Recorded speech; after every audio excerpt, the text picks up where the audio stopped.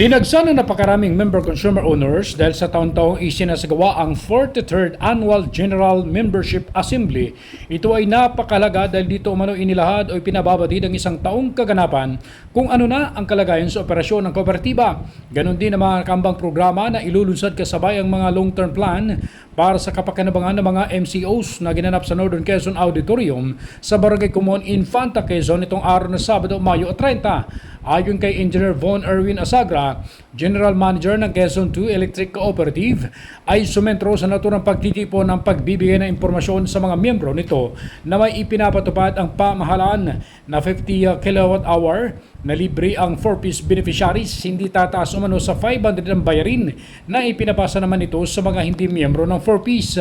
Sa ngayon, wala pang advisory ang ERC at ng Department of Energy kung hanggang kailan ang subsidiya ng mga MCOs para sa mga 4-piece beneficiaries. Nagkaroon din ng open forum sa mga miyembro at dito sinasagot ang mga concern ng mga MCOs na umalma ang ilang consumer dahil bakit sila ang pumapasan ng bayarin ng kuryente sa mga 4-piece beneficiaries.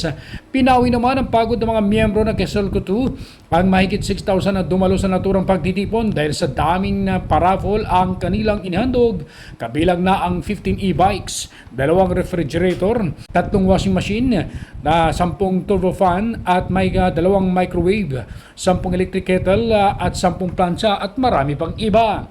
Ibinida rin ni General Manager Engineer Azagra na mayroong mga scholar ang kanilang tanggapan na umabot na ngayon sa 25. Sa katunayan, meron naman ang nakapagtapos ng scholar na ngayon ay nagkaroon na ng trabaho. Pinasalamatan naman ni Azagra ang lahat ng mga nakiisa at dumalo na nagbigay ng oras para makinig sa mga talakayan.